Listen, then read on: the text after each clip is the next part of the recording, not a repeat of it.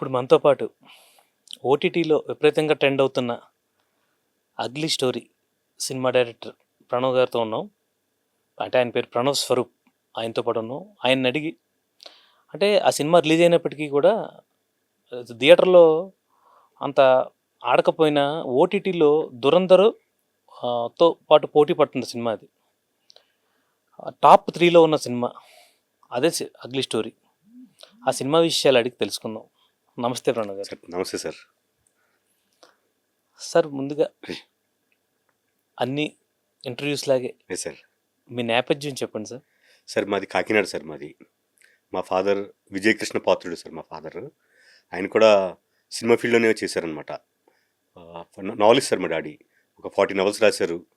తర్వాత మా డాడీ రాసిన నవల్స్లో కృష్ణ గారితో శ్రీదేవి గారితో ఒక సినిమా చేశారు, గడసరత్తా సొగసరి కోడలని. అదొకటి. ఏ సినిమా అండి? గడసరత్తా సొగసరి కోడలు సార్. ఓకే. అది మా డాడీ రాసిన స్టోరీ అనమాట సార్. అది తర్వాత కయ్యాలమ్మాయి కలవారబ్బాయి. ఆ సినిమాకి మీ డాడీ రైటర్? అవును సార్. కథ? అవును సార్. తర్వాత కయ్యాలమ్మాయి కలవారబ్బాయి, అది చంద్రమోహన్ గారు, రాధిక వాళ్ళతో ఒక సినిమా చేశారు. దానికి కూడా అంటే దానికి రైటర్ ఒకటే కాకుండా ఎగ్జిక్యూషన్ కూడా మా డాడీ చేశారనమాట సార్. అంటే ప్రొడ్యూసర్ కూడా మా తాతయ్య గారిని, అంటే మా మదర్ వాళ్ళ ఫాదర్ని కూడా ఇండస్ట్రీకి తీసుకెళ్ళి ఆయనతోటి ప్రొడ్యూస్ చేయించారనమాట సార్. ఆ సినిమా కయ్యాలమ్మాయి కలవారబ్బాయి సినిమా మా తాతయ్య గారిది నర్సీపట్నం. మా డాడీ తీసుకెళ్ళి ఆయనతోటి ప్రొడ్యూస్ చేయించి సినిమా చేయించారనమాట సార్. ఆ 2 సినిమాలు చేశారు. తర్వాత అక్కడి నుంచి కాకినాడ వచ్చేసి శివాజీ థియేటర్ అని చెప్పి ఒక సినిమా హాల్ కట్టారు సార్. సినిమా హాల్ కట్టారు. తర్వాత నుంచి సినిమా హాల్ రన్ అవుతుంది. సో అప్పటి నుంచి మా డాడీకి కూడా ఈ సినిమా బ్యాక్గ్రౌండ్ ఉండడంతో నాకు కానీ మా బ్రదర్కి కానీ మా ఇద్దరికి కూడా చిన్నప్పటి నుంచి సినిమాలు అంటే చాలా ఇంట్రెస్ట్, సినిమాల మీద ఉండేవాళ్ళం అనమాట సార్. ఇంకా మా డాడీ దాంతోపాటు కాకినాడ సూర్యకళా మందిరంలో డ్రామాలు వేసేవారు సార్ మా నాన్నగారు. చిన్నప్పటి నుంచి మా నాన్నగారితో ఆ డ్రామాలు రిహార్సల్స్కి వెళ్ళడం, ఆ డ్రామాస్ చూడడం, ఇంకా అదే దాంట్లో పెరిగి సినిమాలు అంటే చాలా ఇంట్రెస్ట్ వచ్చి ఇంకా అలాగే కంటిన్యూ అయ్యాను అనమాట సార్. థియేటర్ డైలీ వెళ్ళేవారండి మీరు, మీ బ్రదర్? థియేటర్ మా ఇంటి పక్కనే సార్. మా ఇంటికి వెనకాతల డోర్ ఓపెన్ చేస్తే వెనకాతల చిన్న ఓపెన్ సైట్ లాగా ఉంటుంది. అక్కడి నుంచి ఒక గేట్ ఉండేది. ఆ గేట్ ఓపెన్ చేసుకుని వెళ్తే థియేటర్లోకి వెళ్ళిపోవాలి అనమాట. నేను స్కూల్ నుంచి కాలేజ్ నుంచి రాగానే బ్యాగ్ ఇంట్లో పెట్టేసి థియేటర్లోకి వెళ్ళిపోవడం, థియేటర్లో సినిమా చూడడం సార్. ఫస్ట్ షోలు, సెకండ్ షోలు మా డాడీ తిట్టినంత వరకు కూర్చొని థియేటర్లో చూసుకుంటూ ఉండేవాళ్ళం అనమాట. అంటే మీరు మీ బ్రదర్ ఇంకా అదే వాతావరణంతో పెరిగారు? అవును సార్, అవును. చిన్నప్పటి నుంచి అదే వాతావరణం సార్. సినిమా థియేటర్, సినిమాలో పండగల్లో సినిమాలు రిలీజ్ అయితే మేమే టికెట్లు అమ్మడాలు, లేకపోతే అప్పుడప్పుడు మా ఆపరేటర్ మానేస్తే వెళ్ళి సినిమా వేయడం కూడా చేసామండి. టికెట్లు చంపడం, సినిమా దాంట్లోనే పెరిగాను సార్. సినిమా థియేటర్లోనే పెరిగాను అనమాట. మీ బ్రదర్ కూడా సినిమా ఫీల్డ్? మా బ్రదర్ కూడా సినిమా ఫీల్డే సార్. ఉందండి థియేటర్ కూడా? థియేటర్ తీసాం సార్. థియేటర్ బిజినెస్ సరిగ్గా రన్ అవ్వకంటే మాది కాకినాడ సిటీకి ఒక 2 కిలోమీటర్స్ 3 కిలోమీటర్స్ డిస్టెన్స్లో ఉంటుంది అనమాట. అక్కడ ఆ ఏరియాలో చుట్టుపక్కలంతా రెసిడెన్షియల్ ఏరియాలు అయిపోయి థియేటర్ బిజినెస్ తగ్గిపోయింది సార్. దాంతో థియేటర్ తీసేసి అపార్ట్మెంట్స్ కట్టామన్నమాట సార్. అపార్ట్మెంట్స్ కట్టేసి అపార్ట్మెంట్లో ఫ్లాట్లను అమ్మేసాం అనమాట. ఫీల్ అవ్వలేదా థియేటర్? చాలా ఫీల్ అయింది సార్. థియేటర్ తీసేస్తే అంటే థియేటర్ ఉన్నప్పుడు ఉండే రెస్పెక్ట్ కానీ అది వేరేగా ఉంటుంది సార్. థియేటర్ అనేసరికి టికెట్లు, జనాలు రావడం, సినిమా షోలు, బాక్సులు, ఆ బాక్సుల కోసం ఏపీఎస్ఆర్టీసీకి వెళ్ళి ఏఎన్ఎల్లో బాక్సులు తీసుకుని అవి తీసుకురావడం. ఇప్పుడు లేనివి అప్పుడు మాకు థియేటర్ ఉండేటప్పుడు ఈ రిక్షా పెట్టి రిక్షా మీద రోజు 3 ఆటలు తప్పక చూడండి మీ అభిమాన థియేటర్ అని చెప్పి ఆ రిక్షాలు తిప్పడం, ఆటోలు తిప్పడం, ఆ పోస్టర్స్ వెళ్ళి పోస్టర్స్ కౌంట్ చేసుకోవడం, పోస్టర్స్ కరెక్ట్గా పడ్డాయా లేదా, మనం వచ్చిన పోస్టర్స్ అవన్నీ పేస్టింగ్ బాయ్ సరిగ్గా అంటించాడు లేదా, అవన్నీ చూసుకుంటూ ఉండడం. అలా సినిమా థియేటర్ దాంట్లోనే పెరిగాను అనమాట సార్. యాక్చువల్గా చాలా ఫీల్ అయి ఉంటారు కదండి థియేటర్ తీసినప్పుడైతే. చాలా చాలా బాధపడ్డాను సార్. చాలా అంటే థియేటర్ తోటే ఎమోషన్ సార్. సినిమా థియేటర్స్ ఇప్పుడు కూడా మా అక్కడ థియేటర్ తీసేసి అపార్ట్మెంట్స్ కట్టాం, కానీ ఇప్పుడు కూడా ఆ ఏరియానంతా శివాజీ థియేటర్ రోడ్ అని అంటారు అనమాట సార్. అది శివాజీ థియేటర్ రోడ్ అంటారు. చాలా ఎమోషనల్గా దాంతో అటాచ్ అయ్యి ఉన్నాం అనమాట సార్, నేను కానీ మా ఫ్యామిలీ. ఎందుకంటే మీ నాన్నగారు రైటర్, అవును సార్, మీరేమో డైరెక్టర్ అవుదామని అంబిషన్. మీ బ్రదర్? మా బ్రదర్ కూడా డైరెక్షన్ డిపార్ట్మెంట్లో డైరెక్షన్లో వర్క్ చేశాడు ఫస్ట్ కోటి రామకృష్ణ గారి దగ్గర. తర్వాత గమ్మత్తో ఒక సినిమా చేశాడు సార్ లాస్ట్ ఒక 2-3 years బ్యాక్. అది చాలా చిన్న బడ్జెట్లో చేశాడు. అంటే ఆర్టిస్ట్గా అవుదాం అనుకున్నాడు అనుకుంటానండి మీ బ్రదర్. ఆర్టిస్ట్గా అవుదాం అనుకున్నాడు ఫస్ట్. హీరో అవుదాం అనుకున్నాడు? హీరో అవుదాం అనుకున్నాడు సార్ మా తమ్ముడు. మా డాడీకి చిన్నప్పటి నుంచి మా తమ్ముడిని హీరో చేయాలని ఉండేది అనమాట. ఉన్నారండి మీ ఫాదర్? మా ఫాదర్ నా షూటింగ్ టైంలో షూటింగ్ అవుతున్నప్పుడు చనిపోయారు సార్ మా ఫాదర్. తర్వాత మీ సినిమా చూసుకోలేదండి? లేదు సార్, మా ఫాదర్ చూడలేదు, మా మదర్ చూడలేదు. మా మదర్ కూడా, మా ఫాదర్ చనిపోయిన 6 monthsకి మదర్ కూడా చనిపోయారు. వాళ్ళిద్దరు కూడా సినిమా చూడలేదు సార్. షూటింగ్ అవుతుందని తెలుసు, అది ట్రైలర్, టీజర్ లాంచ్, అదే టీజర్ అది చూశారు. కానీ సినిమా మీరు డైరెక్టర్ అవడం అయితే చూసారు. టీజర్ చూశారు సార్. టీజర్ అది చూశారు. ట్రైలర్ కట్ కూడా రిలీజ్ చేయలేదు కానీ అప్పుడు మా ఫాదర్ ఉన్న టైంకి నేను కట్ చేసి అది చూపించాను.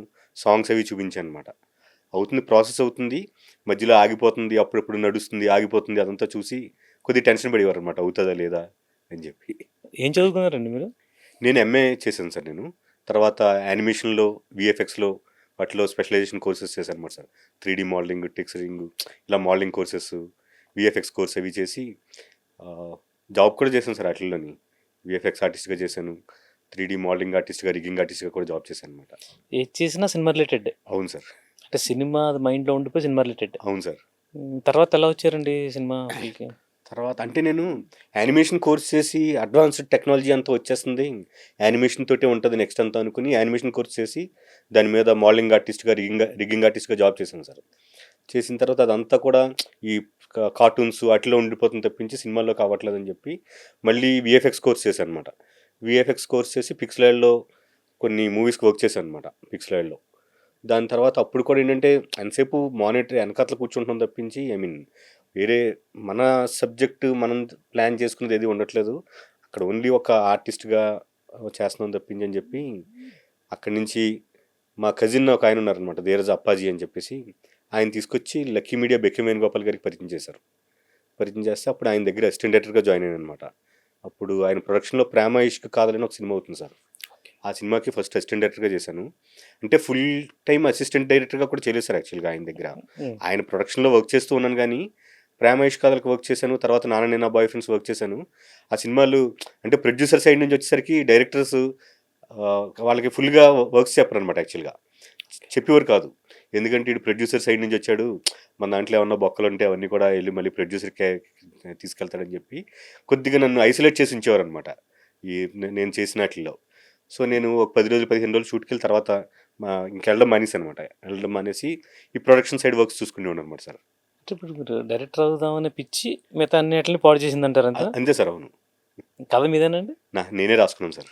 నాది కాదు, నేను రాసుకున్నాను. మరి ఎందుకు మనీ రిస్క్ చేశారు? అంటే సినిమాలో డబ్బులు పెడితే పోతాయి అంటే రావచ్చు రాకపోవచ్చు కదా. అవును సార్, డెఫినెట్గా. మరి మీరున్న స్థాయికి ఎందుకు రిస్క్ చేసినట్టు? ఎందుకు రిస్క్ చేశానంటే సార్, సినిమా చిన్నప్పటి నుంచి మా థియేటర్లో రిటర్న్ అండ్ డైరెక్టర్ పేరు స్క్రీన్ మీద చూసేవాడి సార్.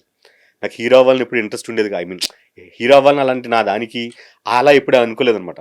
ఎప్పుడు కూడా ఏంటంటే ఆ సినిమా తీసిన డైరెక్టర్స్ మీద చాలా ఇంట్రెస్ట్ ఉండేది సార్. వాళ్ళు సినిమా కథలు రాయడం కానీ వాళ్ళ డైరెక్షన్ చేయడం అన్నీ చూసి నేను కూడా స్క్రీన్ మీద written and directed by Pranav Swaroop అని చూసుకోవాలని అది చాలా పెద్ద డ్రీమ్గా పెట్టుకున్నాను సార్. నేను అది పెట్టుకుని దాని గురించి అని చెప్పి వర్క్ చేసుకున్నాను అనమాట సార్. ఎవరు సార్ మీ ఫేవరెట్ డైరెక్టర్ తెలుగులో? నాకు అంటే భారతీ రాజా గారి సినిమాలు చాలా ఇష్టం సార్. కే బాలచంద్ర గారు, ఆయన సినిమాలు చాలాసార్లు చూశాను సార్, చాలా ఎక్కువ చూస్తుంటాను అనమాట. వంశీ గారు, తర్వాత విశ్వనాథ్ గారు, మణిరత్నం, రామ్ గోపాల్ వర్మ, ఉపేంద్ర గారు, ఇలా వీళ్ళ సినిమాలు చూస్తుంటాను అనమాట సార్. వీళ్ళంటే చాలా పిచ్చి, చాలా ఇష్టం సార్ వీళ్ళంటే. సార్ మరి సినిమా జరిగేటప్పుడు కొంత అసహనం ఫీల్ అయింది. అవును సార్. హీరోయిన్ ఎందుకండి ఇది అలా ఫీల్ అయింది? ఎందుకంటే సార్ అంటే బయట సొసైటీలో బయట అమ్మాయిలు ఎలాంటి ప్రాబ్లమ్స్ ఫేస్ చేస్తున్నారో అదంతా నేను నా క్యారెక్టర్లో రిఫ్లెక్ట్ చేశాను సార్ అది. సో అవి కాలంటే హీరోయిన్కి, లేకపోతే ఇప్పుడు పై లెవెల్లో ఉండే హీరోయిన్స్కి కొద్దిగా సెటిల్డ్గా ఉన్న వాళ్ళ లైఫ్లో బేసిక్ అమ్మాయిలు ఎలాంటి స్ట్రగుల్ పడతారు ఇలాంటివి ఉంటుందని వాళ్ళకి ఐడియా ఉండదు సార్ మ్యాక్సిమం. సో అవన్నీ ఆవిడ యాక్ట్ చేసి చూసేటప్పుడు ఇలాంటి లైఫ్ స్పెండ్ చేస్తున్నారా వీళ్ళు కొంతమంది లైఫ్లో ఇలాంటిదే అని చెప్పేసి అది ఫీల్ అయ్యి ఆ క్యారెక్టర్ చేయడానికి ఇబ్బంది పడ్డారనమాట సార్ తను. ఏమండి ఎవరైనా ఆవికా గౌర్ లాంటి హీరోయిన్ దొరికినప్పుడు కథ ఏదైనా ఫ్యామిలీ డ్రామానో లేకపోతే ఇంకా వేరేది ఎంచుకుంటారు కదా, మీకు ఏంటి ఈ కథ మీద నమ్మకం? అంటే ఇది పక్కా ఫ్యామిలీ స్టోరీ సార్. నాది ఎక్కువ సినిమా నేను పేపర్ మీద రాసుకునేటప్పుడు లేడీస్ తిట్టుకుంటారేమో అనుకున్నాను సార్ యాక్చువల్ కథ రాసేటప్పుడు. కానీ సినిమా అంతా అయిపోయి బయట నేను ప్రివ్యూస్ వేసినప్పుడు కానీ ప్రీమియర్స్ వేసినప్పుడు చూసి అందరూ లేడీస్కే బాగా కనెక్ట్ అయింది సార్ సినిమా నాది. అంటే వాళ్ళ పెయిన్ని వాళ్ళు ఒక 4 గోళ్ల మధ్యలో ఎంత పెయిన్ అనుభవిస్తున్నారు, బయట సొసైటీలో ఎంత హ్యాపీగా బతుకుతున్నట్టు యాక్ట్ చేసినా సరే వాళ్ళ లైఫ్ 4 గోళ్ల మధ్యలో ఎలా ఉంటుంది అనేది నేను రిఫ్లెక్ట్ చేసి చూపించాను కాబట్టి బాగా లేడీస్కి బాగా కనెక్ట్ అయింది సార్ సినిమా. ఇప్పుడు ఆవికా గౌర్ నందు కాంబినేషన్ సార్ వల్ల పెద్ద సినిమా అంటే మీకు మామూలు స్థాయి సినిమా కిందే ఉంటుందిగా. మీ డబ్బుకి కానీ మీ పొజిషన్ ఒకవేళ మీరు డైరెక్టర్ అవ్వాలనుకున్నా ముందు మీకు ఎలా ఆలోచించుకున్నారు అసలు ఈ ప్రాజెక్ట్ తీసుకునేటప్పుడే? అంటే నేను కథ రాసుకున్న తర్వాత ఫస్ట్ నందు గారికే అంటే ప్రొడ్యూసర్గా నేను చాలా చోట్ల ట్రై చేశాను, ఎక్కడ అవ్వట్లేదు. నందు గారికి ఫోన్ చేసి ఆయనకి ఫోన్లో స్టోరీ చెప్పాను సార్ ఆయనకి. అంటే ఆయన అప్పటికే నేను బొమ్మ బ్లాక్ బస్టర్ ఏదో ఒక ట్రైలర్ది చూశాను అనమాట కొన్ని సాంగ్స్ని. ఆయన బాగా నచ్చారు ఆయన చూసి ఈయనైతే బాగుంటుంది మన కథకి అని అనుకున్నాను అనమాట. ఎందుకంటే మంచి హైట్ నేను కథలో రాసుకున్నది ఏంటంటే సార్, యాక్చువల్గా బేసిక్గా నా కథలో హీరో వచ్చేసరికి సైకో సార్, ఒక మెంటల్ పెర్వర్టెడ్ క్యాండిడేట్ అనమాట, ఒక అబ్సెషన్తో ఉంటాడు. అలాంటి క్యాండిడేట్ మనం జనరల్గా రెగ్యులర్గా వాళ్ళు గెడ్డలు పెంచేసుకుని మీసాలు కళ్ళ చుట్టూరు డార్క్ సర్కిల్స్ వచ్చేసి ఒకసారి డ్రగ్ అడిక్ట్ లాగా ఉన్నట్టు చూపిస్తుంటాం అనమాట. కానీ నేనేంటంటే ఈ అబ్బాయి ఒక అమ్మాయితో మాత్రమే రాంగ్గా బిహేవ్ చేస్తున్నాడు, వాళ్ళ వైఫ్ తోటే కరెక్ట్గా ఉండట్లేదు. సో అలాంటప్పుడు మనం బయట ఎక్కడైనా సాఫ్ట్వేర్ ఆఫీస్ ముందు ఎక్కడైనా బయట జనరల్గా బయట చూసినప్పుడు చాలా నీట్గా ఉంటారు సార్, ఇన్షర్ట్ చేసుకుని, లేకపోతే చాలా క్లాస్గా డీసెంట్గా ఉంటారు. అలాంటి ఇంటికి వెళ్ళి వాళ్ళ వైఫ్ తోటి ఎంత వైలెంట్గా బిహేవ్ చేస్తున్నాడు, ఎంత అబ్సెషన్ ఉండొచ్చు వాడిలో అని చెప్పి అనుకుని నందు గారిని చూసినప్పుడు ఇలాంటి ఈయన ఇంత డిగ్నిఫైడ్గా కనబడుతున్నాడు కదా, ఇలాంటి అతను ఇంటికి వెళ్ళి వేరేలా బిహేవ్ చేస్తున్నాడంటే ఆడియన్స్కి బాగా కనెక్ట్ అవుతుంది అని చెప్పి అనుకుని అప్పుడు ఆయన్ని పెట్టుకున్నాను అనమాట సార్ నేను.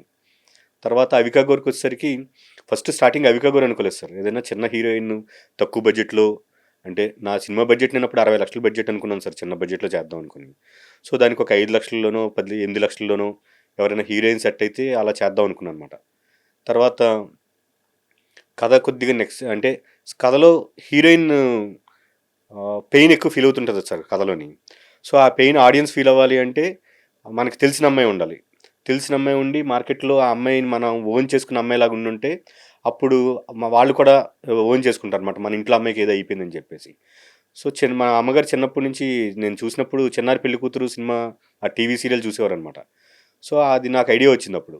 సో చిన్నారి పెళ్లి కూతురు ద్వారా అవికా గౌర్ ప్రతి ఇంట్లోకి రూటెడ్గా వెళ్ళిపోయారు ఆవిడ. సో అలాంటి అమ్మాయిని తీసుకొచ్చి పెడితే ఆడియన్స్ కూడా మన ఇంట్లో అమ్మాయికి ఏదో ఫీల్ అయ్యి జరిగిందని బాధపడతారు అని చెప్పి అవికాని పెట్టుకుందాం అని చెప్పి గోపి గారితో డిస్కస్ చేస్తే బెక్కమేని గోపాల్ గారితో ఆయన ఆ అమ్మాయి అయితే కరెక్ట్ బాగుంటుందని చెప్పి ఆయన మాట్లాడారనమాట. తర్వాత ఆవిడకి స్టోరీ జూమ్ కాల్లో స్టోరీ నరేషన్ ఇచ్చాను. నరేషన్ ఇస్తే ఆవిడకి ఒక 1 డే టైం అడిగింది. వెంటనే నైటే ఫోన్ చేసి నేను ఈ కథ చేస్తాను, ఈ సినిమా చేస్తానని చెప్పి ఓకే చేశారన్నమాట సార్. ఏమంటే ఈ సినిమా బిజినెస్ కాలా, yes sir. ఓటీటీ బిజినెస్ కూడా కాలేదు, కానీ ఓటీటీలో స్ట్రీమ్ అవడంలో థర్డ్ ప్లేస్లో ఉంది. Yes అంటే రాజాసాబు Hmm. తర్వాత దురంధర్ సినిమాల తర్వాత మీ సినిమానే ఉంది. అవును సార్, అవును కానీ మీకైతే డబ్బు రాలే ఇప్పటివరకు. అవును సార్, ఇంకా ఏ విధంగా కూడా డబ్బు రాలే. అవును సార్, అది మీ ఫ్రెండ్ ప్రొడ్యూసర్ కావచ్చు, ఎవరన్నా కావచ్చు. అవును సార్. కానీ ఎలా అయితే అంటే మీకు డబ్బు రాని సినిమా తీసేనేంటి అనే అసంతృప్తి ఉండిపోయింది. అంటే డబ్బు ఇప్పుడు నాకు ఫస్ట్ యాక్చువల్గా సినిమా రెడీ చేసుకున్నప్పుడు నేను సినిమా కాపీ రెడీ అయిపోయిన తర్వాత ఒక 6 months ఆగిపోయింది సార్. కాపీ రెడీ అయిపోయింది, అందరికీ చూపిస్తున్నాను, ఏది బిజినెస్ జరగలేదు. కానీ ఎప్పుడైతే నేను చాలా ట్రైలర్ అనేది లాంచ్ చేశాను మార్కెట్లో, ట్రైలర్ వదిన సేమ్ డే ఆంధ్ర సీడెడ్ వచ్చి కొనుక్కున్నారు సార్ సినిమా. ఆ రోజు వచ్చి మాట్లాడుకున్నారు, నెక్స్ట్ రోజు నాకు అడ్వాన్స్ ఇచ్చి అగ్రిమెంట్ చేసుకున్నారు. ట్రైలర్ ఇచ్చిన ట్రైలర్ వదిన నెక్స్ట్ డే. తర్వాత ఒక 3 days తర్వాత అమెజాన్ నుంచి అప్రూవల్ వచ్చింది సార్, ఓటీటీ అప్రూవల్ వచ్చింది. దాని తర్వాత ఒక 1 week తర్వాత హాట్స్టార్ అప్రూవల్ వచ్చింది. సో థియేటర్లో రన్ అవ్వట్లేదని ఏం లేదు సార్, నాకు 2 weeks రన్ అయింది సార్ సినిమా. ఇప్పుడున్న కండిషన్స్లో 2 weeks రన్ అవ్వడం, లాస్ట్ సినిమా పికప్ అవుతూ బాగానే మల్టీప్లెక్సెస్లో బాగా వెళ్ళింది సార్ సినిమా. 80% ఆక్యుపెన్సీ, 90% ఆక్యుపెన్సీ ఉండేది మల్టీప్లెక్స్లో. మేము రోజు చూసుకుని అవన్నీ స్క్రీన్ షాట్లు తీసుకుని అవన్నీ పంపించుకోవడం, అవన్నీ బాగా ఎంజాయ్ చేసాం సార్ అది. అంటే మేము అంత నేను యాక్చువల్గా అనుకున్నది సినిమా ఓటీటీ కోసం రాసుకున్నాను సార్ నేను సినిమా. థియేటర్లో రిలీజ్ చేసిన తర్వాత 3 రోజులు ఆడుతుందేమో అని అనుకున్నాను నేను యాక్చువల్గా. 3 రోజులు ఉంటుంది, తర్వాత తీసేస్తారు, తర్వాత ఓటీటీలోకి వస్తుంది, ఓటీటీలో జనాలు చూస్తారేమో అని ఎక్స్పెక్ట్ చేశాను. కానీ అలాంటిది 2 weeks ఆడింది సార్ సినిమా నాది. నేను హ్యాపీగానే ఉన్నా. కానీ మనీ అయితే రాలే. ఆంధ్ర సీడెడ్ బాగా జరిగింది సార్, నైజాం బాగా కలెక్షన్స్ వచ్చాయి. నైజాం నేను అసలు కలెక్షన్స్ అసలు 0 అనుకున్నాను సార్ నేను, కానీ ఎక్స్పెక్ట్ చేసిన దానికన్నా చాలా బాగా వచ్చాయి థియేటర్స్లో కూడా. ఓటీటీలో కూడా ఇప్పుడు ఇమీడియట్గా అయితే చేతికి రాలేదు, కానీ అక్కడ షేర్ బేసిస్లో పెట్టాను సార్. అవన్నీ చూసుకుని ఒక 2-3 monthsలో అవి కూడా రిటర్న్ స్టార్ట్ అవుతాయి. సినిమా అయితే పాజిటివ్గానే ఉంది సార్, నాకు ఎక్కడ నెగిటివ్ ఏం జరగలేదు. డైరెక్టర్గా సాటిస్ఫైడ్ అంటే డైరెక్ట్గా సాటిస్ఫైడ్, మా ఫ్రెండ్ కూడా సాటిస్ఫాక్షన్లోనే ఉన్నాడు సార్ బాగా, ప్రొడ్యూసర్. అండ్ అగ్లీ స్టోరీ అంటే ఇప్పుడు ఏదైనా సినిమాకి టైటిల్ కదా. అవును సార్, టైటిల్ కానీ మన జర్నీ స్టార్ట్ అవుతుంది, సినిమా జర్నీ స్టార్ట్ అవుతుంది. అవును సార్. నెగిటివ్ టైటిల్ ఉంది కదా, నెగిటివ్ టైటిల్ అగ్లీ స్టోరీ. అవును సార్. అది ఎలా జస్టిఫికేషన్ చేశారు అసలు ఫస్ట్లో? అంటే మనం ఒక గుడ్ స్టోరీ చెప్పట్లేదు, బ్యాడ్ స్టోరీ చెప్తున్నాను నాకు ముందే తెలుసు సార్ నాకు. నేను చెప్తుంది బ్యాడ్ స్టోరీ అని నాకు తెలుసు. సో, బ్యాడ్ స్టోరీ చెప్తున్నప్పుడు టైటిల్ కూడా బ్యాడ్‌గా ఉండాలనుకున్నా. బ్యాడ్‌గా ఉండాలనుకుని ఫస్ట్ ఆడి క్యారెక్టరైజేషన్ మీద నా సినిమాలో కార్తీక్ క్యారెక్టరైజేషన్ మీద వాడు చాలా రాంగ్‌గా ఉన్నాడు కదా అని చెప్పి 'గాండు' అని పెట్టాను సార్ టైటిల్ ఫస్ట్. 'గాండు' అని టైటిల్ పెట్టాను. దాని మీద వర్క్ చేసుకున్నాం మేము 'గాండు' అనే దాని మీద ఫస్ట్. నందు గారికి చెప్పినప్పుడు గానీ 'గాండు' అనే దాంతోటి చెప్పాను. తర్వాత చాంబర్‌కెళ్ళి రిజిస్ట్రేషన్ చేస్తానని అప్లికేషన్ అది ఇస్తే ఆళ్ళు రిజెక్ట్ చేశారు అక్కడ. తర్వాత మళ్ళీ మెయిల్ పెట్టాను. అవన్నీ పెట్టినా అంటే వర్కౌట్ అవ్వలేదు. 'గాండు' అనే టైటిల్ బూతుల టైటిల్‌లా ఉందనండి. 'గాండు' అనేది ఒక తిట్టుగా సార్ మనకి హిందీలో తిట్టుగా సార్ 'గాండు' అంటే. హ్మ్. మనం జనరల్‌గా ఇక్కడ అరే! 'గాండు' అని తిట్టుకుంటాం కదా! సో, ఈడి క్యారెక్టర్‌ని చూసుకొని అలా పెట్టానమాట 'గాండు' అని చెప్పి. అది ఎక్కడో ఒప్పుకోపోతే ఆ తర్వాత కథంతా నాకు రాముడు, రావణాసురుడు, సీత ఈ క్యారెక్టరైజేషన్ మీద కదా మనకు జరుగుతుంది. మన సినిమాలో హీరో క్యారెక్టరైజేషన్ అదే. ఈ మెయిన్ క్యారెక్టర్ ఏదైతే ఉందో అది రావణాసురుడి క్యారెక్టరు. ఈ అమ్మాయి సీత క్యారెక్టరు. సో, ఇలా అనుకోని అప్పుడు 'సీతాపహరణం' అని పెట్టానమాట సార్. తర్వాత అది టైటిల్ రిజిస్ట్రేషన్ చేయించాను. షూటింగ్ జరుగుతున్నప్పుడు కూడా 'సీతాపహరణం' టైటిల్ అనమాట. 'సీతాపహరణం' అంటే చాలామందికి ఆ టైటిల్ చెప్తుంటే అర్థం అవ్వట్లేదనమాట. ఏంటి అని 2, 3 సార్లు అడుగుతున్నారు. సో, ఇది పలకడానికి కష్టంగా ఉంది జనాలకి అని చెప్పేసి అప్పుడు కొన్ని టైటిల్స్ రాసుకున్నాను అనమాట. 'బ్యాడ్ బాయ్' లేకపోతే 'బ్యాడ్ స్టోరీ' ఇలా రకరకాల టైటిల్స్ రాసుకొని ఇది చాలా అగ్లీగా ఉండాలని చెప్పి అప్పుడు 'అగ్లీ స్టోరీ' అని రాసుకుని అది చెప్తే మా టీం అందరికీ నచ్చింది. చాలా ఇంట్రెస్టింగ్‌గా అనిపించిందనమాట సార్ ఆ టైటిల్. ఆ టైటిల్ కూడా చాలా ప్లస్ అయింది యాక్చువల్‌గా. 'సీత'? 'సీతాపహరణం' హ్మ్. సీతని అపహరించుకుని రావణాసురుడు వచ్చిన దగ్గర ఆ రావణాసురుడితో ఉన్న సీతకి ఎలా ఉంది అనేది దాని మీద రాసుకున్నాను అనమాట. అంటే మీరు రామాయణ మూల కథగా అవును రాసుకున్నారు. సార్. ఏదైనా మనకి బేసిక్ కథలన్నీ అక్కడి నుంచే వస్తుంటాయి సార్. రామాయణ, మహాభారతాల నుంచి. అండ్ 'నందు' ఎలా మీకు కోఆపరేట్ చేయడం? సార్ ఆయన చాలా డెడికేటెడ్ అంటే పేపర్ మీద నేను ఆయనకి ఫస్ట్ నేను ఫోన్ చేసి స్టోరీ చెప్పాను కదా సార్ ఆయనకి. స్టోరీ చెప్పినప్పుడు స్టోరీ విన్నారు. ప్రాపర్ ప్రొడ్యూసర్ లేరని చెప్పేసి హోల్డ్‌లో పెట్టేసారనమాట. నాకు ప్రాపర్ ప్రొడ్యూసర్ లేరు. అంటే నేను కథ చెప్పిన ఎక్సైట్‌మెంట్ కొద్దీ నెంబర్ సంపాదించి నందు గారిది మా ఫ్రెండ్స్ ద్వారాని ఆయనకి ఫోన్ చేసి ఎక్సైట్‌మెంట్‌లో కథ చెప్పాను. కథ నచ్చింది ఆయనకి. కానీ ప్రొడ్యూసర్ ఎవరని అడిగారు. ప్రొడ్యూసర్ ఎవరు నేనేమనుకున్నానంటే ఆయన కథ నచ్చితే ఆయనే ప్రొడ్యూసర్ ఎవరైనా అప్పచెప్తారేమో అనుకున్నా బేసిక్‌గా. అలా అనుకుని ఆయనకి కథ చెప్పాను. ప్రొడ్యూసర్ లేకపోతే ఇక కథ కష్టం కదా బ్రో! చూద్దాం తర్వాత అని చెప్పేసి పక్కన పెట్టేసారాయన. పెట్టేస్తే నేను చాలా మందికి కథ చెప్పుకుంటూ తిరిగాను. ఎక్కడా వర్కౌట్ అవ్వలేదు. వర్కౌట్ అవ్వకపోతే మా ఫ్రెండ్ రాజ్‌నాగ్ అని చెప్పి నాకు మేమిద్దరం ఎప్పటినుంచో ట్రావెల్ చేస్తూ ఉన్నాం అనమాట సార్ నా ఫ్రెండ్. అతనికి నేను ఏ కథ రాసినా, ఏం చేసినా అన్నీ చెప్తుంటానన్నమాట. ప్రతిరోజు మాట్లాడుకుంటాం. ఇలా చెప్తూ రకరకాల ప్రయత్నాలు చేస్తున్నాను. ఎక్కడ వర్కౌట్ అవ్వట్లేదని చెప్పానమాట. ఎక్కడ వర్కౌట్ అవ్వట్లేదని చెప్తుంటే, సరే నువ్వు డైరెక్టర్ అవ్వాలి కదా అని చెప్పేసి తనకి కాకినాడలో సామర్లకోటలో ఒక సైటుని, కాకినాడ ఏడీబీ రోడ్‌లో ఒక సైటు ఉన్నాయన్నమాట సార్. ఆ 2 సైట్లు అమ్మేసి నాకు డబ్బులు తీసుకొచ్చి ఇచ్చి అకౌంట్‌లో ఏసి, ఇది నువ్వు సినిమా తీసుకో నువ్వు అని చెప్పేసి ఇచ్చాడనమాట. ఇచ్చేసి తను ఎప్పుడు కూడా షూటింగ్‌కి రాలేదు. ఎప్పుడు ఎంత డబ్బులు ఖర్చు అవుతుంది, ఏది ఎంత అవుతుంది ఎస్టిమేషన్ గానీ, అసలు ఏది అడగలేదనమాట. అని చెప్పంటే నేను తనకి చెప్పినప్పుడే నా సినిమా బ్లాక్ బస్టర్ అయిపోద్ది, లేకపోతే ఇలాంటి కబుర్లేం చెప్పలేదనమాట. అలాంటి కబుర్లేం చెప్పకుండా సినిమా మ్యాక్సిమం డబ్బులొస్తాయో లేదో కూడా తెలీదు నాకు. వస్తే మన అదృష్టంగా ఫీల్ అవుదాం. లేకపోతే మరి తెలీదని చెప్పాననమాట. చెప్తే మా ఫ్రెండు సరే డబ్బులు రాకపోతే బ్యాడ్‌గానే ఫీల్ అవుతాం కదా! వస్తే మళ్ళీ ఇంకో సినిమా తీస్తాను నీతోటి సినిమా డబ్బులొచ్చేస్తాయి. రాకపోతే నీకు ఇంకో సినిమా వస్తే చాలు నాకు డబ్బులు రాకపోయినా. నీకు దీని తర్వాత నీకు ఇంకో ఆపర్చునిటీ రావాలి. దానికోసం చేస్తున్నానని చెప్పేసి డబ్బులు రిటర్న్ కోసం ఎక్స్‌పెక్ట్ చేయకుండా పెట్టాడనమాట సార్ డబ్బులు. సో, అది అలా జరిగింది. తర్వాత అప్పుడు నందు గారికి కథ చెప్పిన తర్వాత ఫస్ట్ మా ఫ్రెండ్ ఎప్పుడైతే ఫైనల్ అయ్యాడో, తర్వాత అప్పుడు నేను ఫోన్ చేసి ఇలా నందు గారికి చెప్పానమాట. మా ఫ్రెండ్ అమౌంట్ పెడతా అన్నాడు బ్రో ఇలాగా అని చెప్పేసి అంటే, సరే బ్రో కానీ అవి మధ్యలో ఆగిపోతాయేమో నాకు డౌట్‌గా ఉంది. మీ వెనకాతల ఎవరైనా కొద్దిగా పెద్దోళ్ళుంటే కొద్దిగా బ్యానర్ సపోర్ట్ ఏమన్నా ఉంటే అప్పుడు మనం ముందుకెళ్దాం అని చెప్పంటే, అప్పుడు నేను గోపి గారితో ఎప్పటినుంచో ట్రావెల్ చేస్తున్నాను కదా సార్! ఆయన అడిగానమాట. సరే ఇలా డబ్బులు అమౌంట్ మా ఫ్రెండ్ పెడతా అన్నాడు. మీరు కొద్దిగా బ్యాక్ ఎండ్‌లో ఉండి సపోర్ట్ ఇస్తే నేను ఇది ముందుకెళ్తది ప్రాజెక్ట్ అని చెప్పాను. చెప్తే అప్పుడు గోపి గారు నందు గారితో మాట్లాడారు. అప్పుడు ప్రాజెక్ట్ ఆన్ అయిందనమాట సార్. అప్పుడు ఆన్ అయినప్పుడు ఆయనకి ఒక ప్రాజెక్ట్ అగ్రీమెంట్ సైన్ చేసే ముందు ఆయన ఫుల్ నరేషన్ అడిగారనమాట. బ్రో నాకు ఫుల్ నరేషన్ కావాలి అని చెప్పి. ఆయన నిన్న ఆఫీస్‌లో కూర్చోబెట్టి నేను కంప్లీట్ నరేషన్ ఇచ్చాననమాట ఆయనకి. ఆ కంప్లీట్ నరేషన్ ఇచ్చాను. ఆ తర్వాత నుంచి మళ్ళీ ఏ రోజు కూడా మూవీ షూటింగ్ టైంలో ఈ ఒక డౌట్ కూడా ఎప్పుడు ఎక్స్‌ప్రెస్ చేయలేదనమాట. ఇది చేద్దామా? ఇదొద్దు. అలాగే ఎప్పుడు చెప్పలేదు. ఒకసారి కథ విన్నారు. కథ ఆయనకి నచ్చింది. అక్కడితో లాక్. ఆ తర్వాత ప్రతిరోజు సీన్ చేసేటప్పుడు ఫుల్ ఎక్సైట్మెంట్ తోటి చేసేవారనమాట. ప్రతిరోజు మార్నింగ్ షూట్‌కి రాగానే, "బ్రో ఈరోజు ఏం చేస్తున్నాం బ్రో" అని నేను సీన్ ఎక్స్‌ప్లెయిన్ చేసేవాడిని. ఎక్స్‌ప్లెయిన్ చేసిన తర్వాత ఇంక మళ్ళీ ఈ షాట్ వద్దు, లేకపోతే ఈ సీన్ వద్దు అలాగే ఎప్పుడు జరగలేదనమాట సార్ ఆయనతోటి. చాలా హ్యాపీగా జరిగిపోయింది. నందు గారు గానీ, అవికాతో గానీ, అవికాకి కూడా నేను 20 మినిట్స్ టైమ్ ఇచ్చారు సార్ యాక్చువల్‌గా జూమ్ కాల్‌లో నాకు. నేను 20 మినిట్స్‌లో అయితే నేను నా ఇమాజినేషన్‌లో నేను ఏదైతే అనుకున్నానో, పేపర్ మీద ఏదైతే రాసుకున్నానో, అదంతా 20 మినిట్స్‌లో చెప్పలేనని అనిపించి, అవికాని నాకు 2 అవర్స్ టైం కావాలండి నాకు 20 మినిట్స్‌లో అయితే నేనంత చెప్పలేనేమో నేను నాకు అని చెప్పంటే, ఆ తర్వాత అయితే నాకు కొంచెం టైం ఇవ్వండి అని చెప్పి, ఫోన్ చేసి ఐ మీన్ కాల్ డిస్కనెక్ట్ చేసి, ఒక హాఫ్ అన్ అవర్ తర్వాత మళ్ళీ కాల్ చేశారు ప్రిపేర్ అయ్యి ఆవిడ 2 అవర్స్‌కి.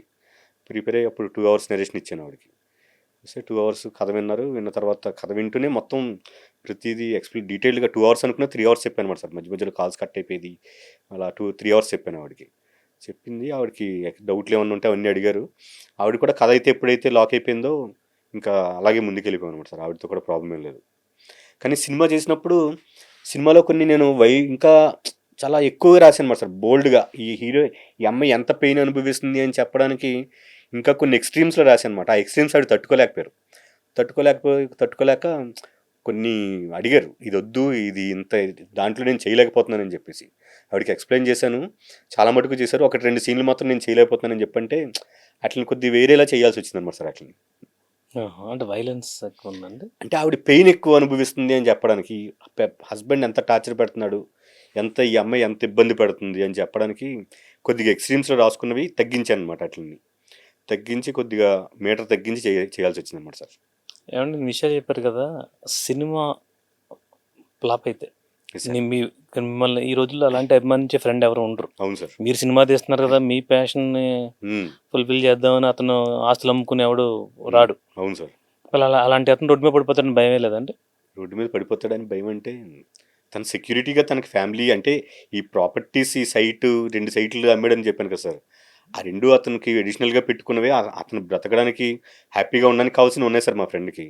హ్యాపీగా అంటే ఇవి కూడా రిస్క్ చేసి పెట్టాడు సార్. ఇవంటే తన ఫ్యామిలీకి ఇవి ఉంటే ఏదైనా ఉంటే తప్పించి ఫ్రెండ్ కోసం ఎవరు పెట్టరు కదా సార్ అలాగా రిస్క్ చేసి. అది తీసుకొచ్చి పెట్టాడు. పెట్టినప్పుడు నేను చెప్పాను డబ్బులొస్తాయా రావా 100% నేను చెప్పలేను. లాభాలొచ్చేస్తాయి, బ్లాక్ బస్టర్ తీసేస్తాను, నేను ఇండస్ట్రీలో తోపయిపోతాను. అలాంటి కబుర్లేం చెప్పకుండా జెన్యూన్‌గా చెప్పాను సార్. వస్తాయో లేదో తెలీదు. వస్తే మనం అదృష్టంగా ఫీల్ అవ్వాలని చెప్పానమాట. ఈ గ్యారంటీ లేని ఫీల్డ్‌ని హ్మ్. ఎందుకు ఎంచుకున్నట్టు? అంటే ఫ్యామిలీ భయం అన్నీ ఉంటాయి కదా! అవును ఇవి సార్. తర్వాత ఒక సినిమా రాకపోతే అవును సార్. ఏంటి మీ ప్లాన్ ఏంటి?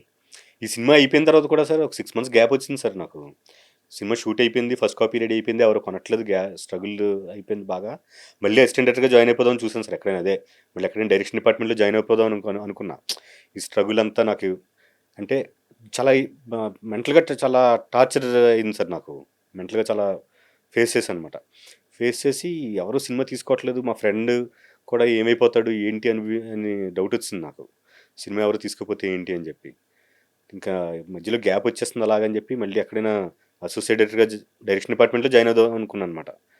తర్వాత చూసేసరికి రిస్క్ చేసి మళ్ళీ కొన్ని డబ్బులు మళ్ళీ అప్పు తెచ్చి ట్రైలర్ లాంచ్‌కి సినిమాకి ఫస్ట్ కాపీ రెడీ అవ్వడానికి వరకే మాకు డబ్బులున్నాయి సార్ యాక్చువల్‌గా. దానికి కూడా 60 లాక్స్ అనుకుని తీసుకున్న స్టార్ట్ చేయాల్సిన సినిమా మాకు 3 క్రోర్స్ దాటిపోయింది బడ్జెట్ మాకు. సో, అవన్నీ బయట నుంచి ఇక్కడి నుంచి అక్కడి నుంచి డబ్బులు తీసుకొచ్చి మా తమ్ముడు కూడా ఒక ఫ్లాట్ అమ్మేసి, నా వైఫ్ గోల్డ్ అమ్మేసి, మా ఫ్రెండ్ కూడా తన గోల్డ్ అమ్మేసి 60 లాక్స్ అనుకున్న బడ్జెట్ 3 క్రోర్స్ వరకు దాటేసింది. 3 క్రోర్స్ దాటేసి వెళ్ళిపోయింది సినిమా. అంటే అది మేము వాంటెడ్‌గానే అంటే క్వాలిటీలో చేద్దాం. 60 లాక్స్‌లో తీసి ఏదో చిన్న సినిమా లాగంటే క్వాలిటీ లేకుండా చీప్ సినిమాలా తీసామంటే అది అమ్ముకోలేమని ఒక భయంతోటి కొద్దిగా క్వాలిటీగానే చేద్దామని బడ్జెట్ పెంచుకున్నది మేమే పెంచుకున్నాం అనమాట సార్. అవికా గోరు ఐ మీన్ చిన్న హీరోయిన్ బడ్జెట్ వేరు. మేము అనుకున్నది 5-8 లాక్స్ బడ్జెట్‌లో హీరోయిన్ తెచ్చుకుందాం అనుకున్నది కాస్త అవికా గోరుని తెచ్చుకున్నాం. తర్వాత ఎఫ్ఎక్స్6 కెమెరాతో చేద్దాం అనుకున్నాం. అలాంటిది కెమెరా పెంచుకొని, లైట్స్ పెంచుకొని మొత్తం అంతా కొద్దిగా క్వాలిటీగా చేయాలనుకున్నాం అనమాట సార్. ఆ క్వాలిటీ స్క్రీన్ మీద కనబడింది. దాంతోటి బిజినెస్ బాగా జరిగిందనమాట సార్. అంటే నేను మంచి కథ తీసాననే సాటిస్ఫాక్షన్ ఉందండి మీకు? మంచి కథ తీసాను అంటే ఇది మంచి కథ కాదని నాకు తెలుసు సార్. మంచి కథ కాదు సార్ నేను మంచి చెప్పిందేంటి సినిమా ఆ! తీసానని. నేను ఏదైతే తీద్దాం అనుకున్నానో పేపర్ మీద ఏదైతే రాసుకున్నానో అది 100% తీసానని చెప్పి మాత్రం నాకు హ్యాపీగా ఉంది సార్ నాకు. అది. ఎందుకు అడుగుతున్నానంటే హ్మ్. ఒక్కొక్కళ్ళు కథ బాగా చెప్తారు. హ్మ్. కానీ సినిమా తీయలేరు. Yes sir. ఒక్కొక్కళ్ళు సినిమా బాగా తీయగలరు కానీ కథ చెప్పలేరు. అవును సార్. ఈ రెండిట్లో ఏ కేటగిరీకి వస్తారు మీరు? నేనా సార్? అంటే ఫస్ట్ అంటే స్టోరీ నరేషన్ అయితే చాలా బాగా చెప్తాను సార్ నేను నరేషను. మేకింగ్‌లో కూడా పర్లేదు కొద్దిగా బెటర్‌గానే అంటే ఇప్పుడిప్పుడే నేర్చుకుని ఒక సినిమా ఫస్ట్ సినిమా కదా సార్! నేర్చుకునే ప్రాసెస్‌లో ఉన్నాను. ఉన్న కొద్దీ అన్నీ నేర్చుకుంటూ వెళ్తుంటాను సార్ అలాగా. ఈ ఓటీటీ మనీ రిటర్న్ అయిపోయిందండి? అప్పుడే అవ్వదు సార్ అది. హ్మ్. టైం పడతది. ఓటీటీ నుంచి మనీ రావాలంటే అది షేర్ బేసిస్ కదా సార్ అవన్నీ. హ్మ్. అవన్నీ 3, 4 మంత్స్ అలా టైం పడతది. కానీ ప్రస్తుతానికి ఏ రూపంలోనూ ఇంకా ప్రస్తుతానికి ఒక్క రూపాయి మనీ రాలా. ప్రస్తుతానికంటే ఆడియో అమ్మాము సార్. ఆడియో నుంచి వచ్చాయి, థియేటర్స్ నుంచి వచ్చాయి. సేఫ్‌గానే ఉన్నాం సార్ అదే అసలంతా. ఒక 30% రికవర్ అయ్యారు అంతే అవును సార్. అవును. సినిమాని. అవును సార్. ఏంటండి మీ నెక్స్ట్ ప్రాజెక్ట్ ఏంటి? నెక్స్ట్ ఇంకో స్క్రిప్ట్ రాసుకుంటున్నాను సార్. సేమ్ మళ్ళీ మా ఫ్రెండే ప్రొడ్యూస్ చేస్తున్నాడు. అతనే. అవును సార్. అంటే వేరే అమ్ముతున్నాడా మళ్ళీ? ఏంటి సార్ ఇంకేం అమ్మట్లేదు. వేరే ఫ్రెండ్స్ ఇళ్ళని సపోర్ట్ తీసుకొని ఏదైనా చేద్దామని ప్లాన్ చేస్తున్నాం అనమాట. సేమ్. ఈసారైనా మీరు మరి ఎలా ప్లాన్ చేశారు? ఈసారి కూడా అంటే నేను ఇవే కైండ్ సినిమాలు తీస్తాను సార్. అంటే రెగ్యులర్ కమర్షియల్ సినిమాలు లేకపోతే అలాంటివి చేయకుండా మన సొసైటీలో జరుగుతున్నవి అలాంటివే తీద్దాం అనుకుంటున్నాను అనమాట సార్ నేను. ఆఫ్ బీట్ సినిమాలు. మళ్ళీ సేమ్ కాస్ట్ అండ్ క్రూ. అది ఇంకా ప్రస్తుతానికి స్క్రిప్ట్ రాసుకుంటున్నాను సార్ నేను. మేబీ అక్టోబర్ నుంచి ప్లాన్ చేద్దాం అనుకుంటున్నాం అనమాట. స్క్రిప్ట్ రాసుకుంటున్నాను ప్రెజెంట్. ఏదో ఒకటి తేల్చుకునే వరకు వదలనంటారు అంతేనా? తేల్చుకునే వరకు కాదు సార్. అంటే తీస్తాను సార్ సినిమా. డబ్బులు వస్తాయి. వర్కౌట్ అయిన రోజుల వరకు తీస్తాను. సినిమాలు ఏం రాకపోతే మళ్ళీ అసిస్టెంట్ డైరెక్టర్ గాను, అసోసియేట్ గాను మళ్ళీ జాయిన్ అవుతాను. మరి మీ వల్ల ఎఫెక్ట్ అయిన మిగతా వాళ్ళ పరిస్థితి ఏంటండి? మీ ఫ్రెండ్ కానీ, మీ మా ఫ్యామిలీ ఫ్రెండ్ కానీ, ఎఫెక్ట్ అవ్వలేదు సార్. మీ ఫ్యామిలీ కానీ, ఫ్యామిలీ అంటే వాళ్ళు సక్సెస్ అవ్వకపోతే ఫీల్ అవుతారు కదా. మరి తప్పదు కదా సార్ మరి నాతో ఉన్నప్పుడు.